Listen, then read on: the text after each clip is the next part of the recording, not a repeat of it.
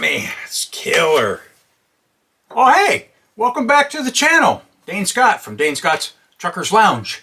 We have a great episode for you this week. This will be episode 10 on the 1966 K100 Grasshopper restoration. And besides that, I got a killer Transtar to show you, and some Scriber rides, and some show announcements for truck shows coming up real soon. And finally, we have a memorial for a gentleman who passed away, who was a great member of our local trucking crowd, and so we're going to honor him a little bit. So listen, get your cup of hot coffee, sit down with your slippers in your easy chair, make sure you like the video, subscribe to the channel, and watch the videos, and hey, stick around town.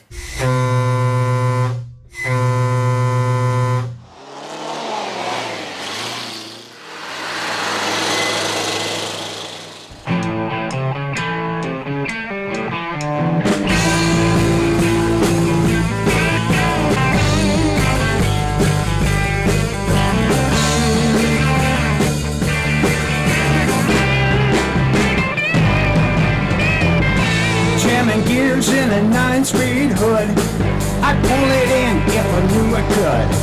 The old truck stop's been gone a long time, so kick it in the rear and put the hammer down. Put this show on the road, shall we? 18 wheels just laying it down, and you can hear that humming sound. Pouring coal from a bright chrome stack, riding soft like a Cadillac.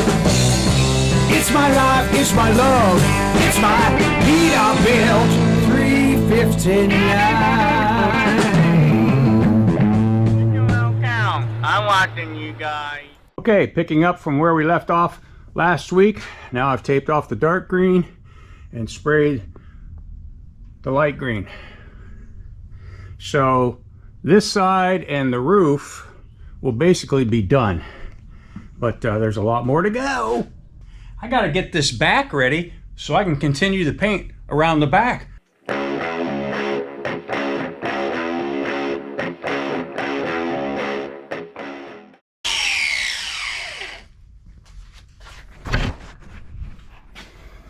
So yeah, I had to just grind off these bolts because you know, steel through aluminum, that doesn't work. So they're in there good. And so what I will do, I'll just re-drill two other holes. Yeah, it's for the mount that holds the spring for the release, catch release. So I've got to get that all cleaned up. I am not going to attempt to take those out, so we'll leave that there. We'll just clean it all up. We'll take this out. Yeah, I got to get this back done because we need to put the exhaust and the intake pipe on. So instead of working on the front right now, we're working on the back. Okay, got primer on there. That's already green. I'm just going to go over that green. I don't think it needs primer because it had overspray. I'll just, you know, 400 everything and then start putting the color on.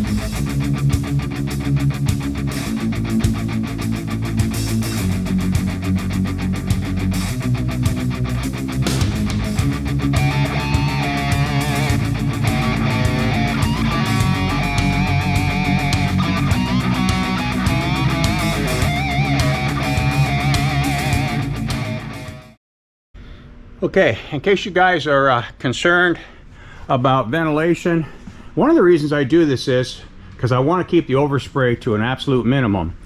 And I have a great cross draft with fan coming right from that door over there, and as you can see, it's pretty clear in here. It takes care of it. Yes, there's residual dust. You can kind of see it on the top of the peat there, but I mean, it's not going to stick. It's an acrylic, dries fast, and yeah, we'll be all right. So you can see where the lime stripe will go. I've been right down to the lime stripe, so that'll be next. I'll tape that off, well, after I clear it. I got to clear it yet, but the lime stripe will be next, and then we'll continue the green on the bottom half there. So that'll be a big relief to me to know that the back is done, because that's a lot of real estate for spray cans. So it's tricky to get it decent. There again, this is no concours restoration. It's just get it looking as good as I can, as clean as I can, as best running and performing as I can, and enjoy it. So I tried to draw out this moving on, or in the vein or in the spirit of the moving on truck, because the colors remind me of the moving on truck.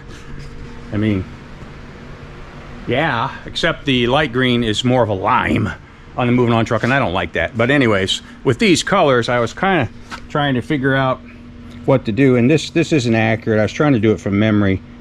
Well, yeah, it is. It's light up there, and then the black stripe comes, or the dark green stripe comes down. So yeah, that is accurate.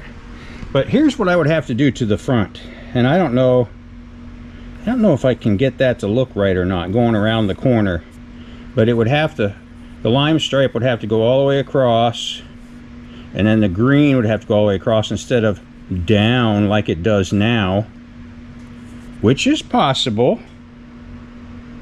I mean, it's possible, but you can kind of see, you know, the theme of this is the old school paint job. So I'm not sure I want to mess with that. It's tough being an artist, because you're always thinking about, oh, what if I did this, or what if it was this color, or what if I striped it this way? So it's a blessing, but sometimes it's kind of a curse. Okay, so I think the clear has taken care of it. It's still kind of splotchy, but you're not going to get much better with rattle cans on a large surface like that. If it's a smaller surface like the panels, it's a lot easier to get consistent than it is when you're going across a huge panel like the back. This episode is brought to you by Billy Parker, GMC and Detroit Diesel Restorations from Norwood, North Carolina.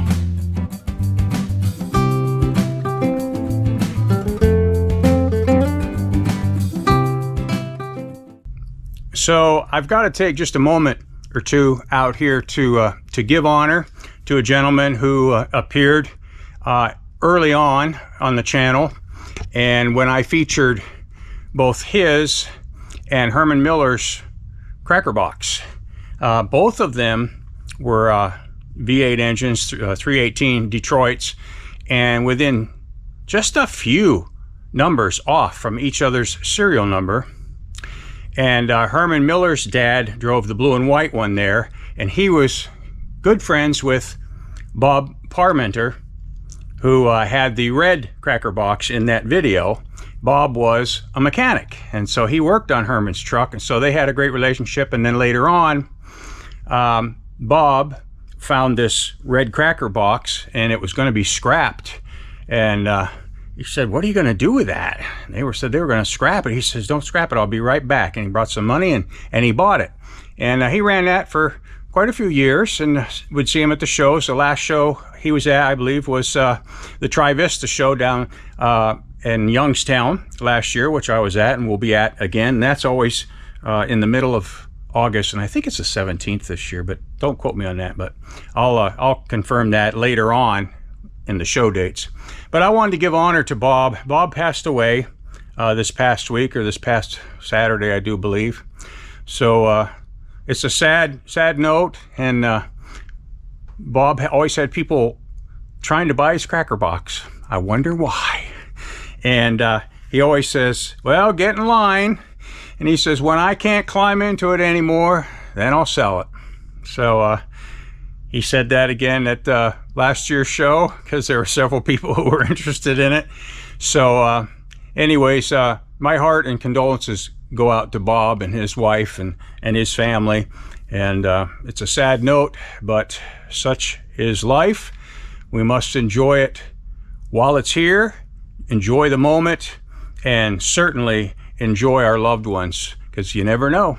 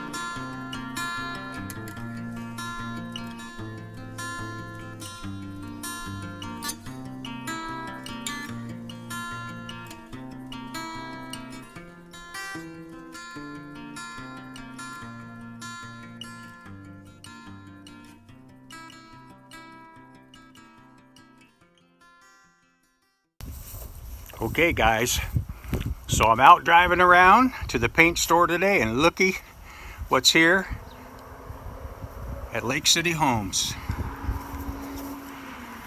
Is that not awesome or what? Old school wheels on the back. Man, that's a beautiful binder right there.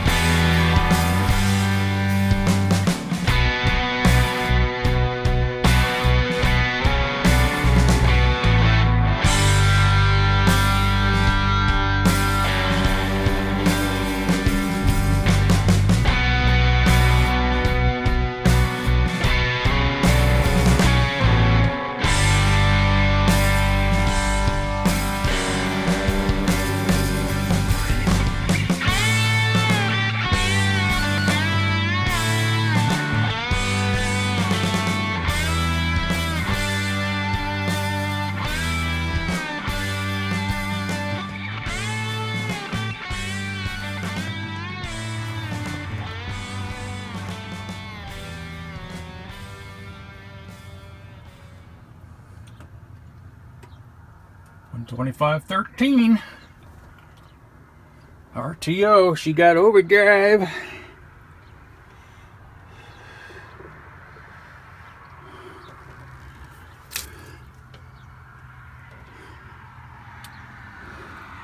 I don't know if she's got Jakes or not. I don't see anything for Jakes.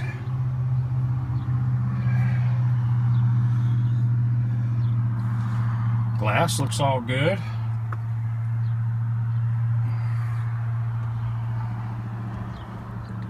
Yeah. So somebody's going to get a very cool corn binder.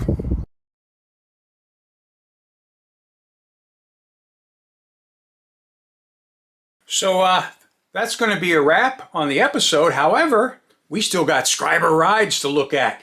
And since we're looking at a corn binder there, a Transtar, here is another Transtar.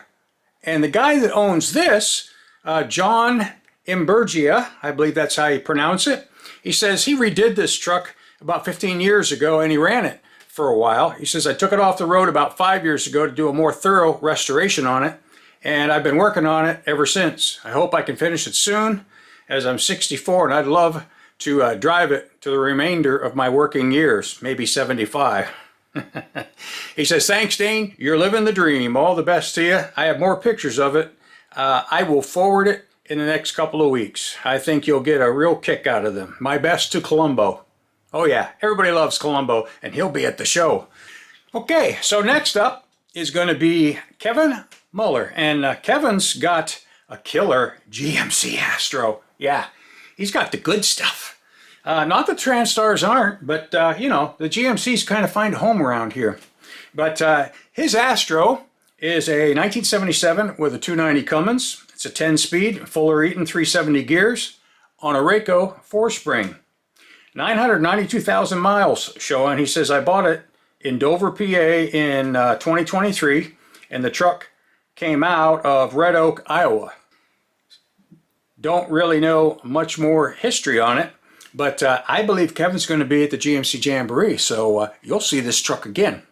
And finally, we've got Robert Brake here, and I don't know a lot about this truck, but Robert sent me a picture of it. He says, this is what I'm driving now, and he's proud of it, and that's a nice Freightliner right there. So that's it for Scriber Rides this week. So next up, let's look at some truck shows coming up. Okay, for the shows, first up is going to be May 11th, and that is the NHT Benefit Truck Show and Rally Family Fun Day. Here's the flyer for that one, and that one is in Pennsylvania. It's Denver, PA. And if you remember, Denver is where Bill, the 79 K100 that I bought, came from. Okay, next up is going to be a new one. This is called the second annual Dark Corner Truck Show, May 18th, 9 to 4 a.m. And this one is in Tigerville, South Carolina. So you Southern boys, you got something to go to right here. So check this one out. All right, so then we're going to move on to, yeah, that one. You know what I'm talking about, don't you? June 1st, Saturday, June 1st, the GMC Jamboree Truck Show. My own show here in Conneaut, Ohio. And of course, you've seen that advertised, and we'll keep advertising it. And still looking for sponsors. I'm getting ready to do the official flyer. So if you want to be a sponsor for that show, please get a hold of me at the email sdgraphics@gwcmail.net and help us out. Appreciate anything you can do. The sponsorships are $100 and $200 if you want an ad on the flyer and at the show. So let me know soon, because flyer's going to be coming out. Okay, also, so that is June 1st. So after June 1st, we've got the the York, Pennsylvania show, and guess what show that is? That's the ATHS National Convention Show.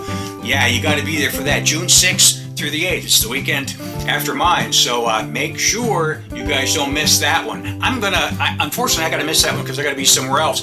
But I will be at that convention show when it's here in Cleveland in 2026. So that'll be coming up. All right, so then we've got the Ohio Vintage Truck Reunion Yes, sir, in Ashland, Ohio. I make that one every year. It's a great show. It's getting bigger every year. I think they had like 300 trucks last year. Beautiful show. And make a special note, this year it's June 21st and 22nd, so that's a Friday and a Saturday. They changed it a little bit. So make sure you make note. Check out that flyer. Let's see, what do we got next here? What have I missed? Did I miss anything? And then we've got the Acts of Kindness donation antique truck drawing that takes place, I believe it's in Maine every year. I'm sorry for not having that exactly. Let's see, did it give me an address? I don't got an address there. I don't have a flyer for that. Doug, get me a flyer, will you?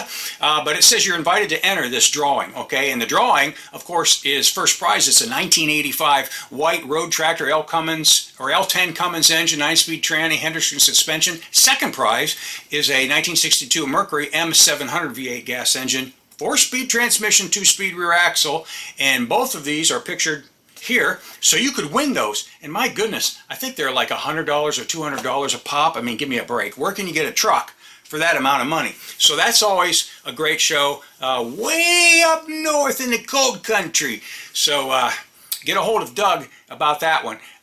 So I think the next one would be, and I don't have a date for this, but mark your calendars in July. Usually the middle of July is the Class 8 on the Lake truck show at Geneva, Ohio, the Geneva State Park. So you want to look at that one. And then the Tri-Vista show is coming up, and that's, I think it's the 17th of August. Don't have a flyer, but they have a Facebook page that you can go to. So look on Facebook, Tri-Vista Truck Show, and they've got a killer video from last year's show on their Facebook page. So then I think the only other one around here would be the Dying Breed Diesels show, which is usually the second weekend in October. Don't have that date either yet, but it's right around there. Check out the Dying Breed Diesels Facebook page, and Braden Tucker puts that on in downtown Columbiana. Always a killer show. So that's what I got for you this week. So listen, until next time, keep the hammer down, but safe and sound.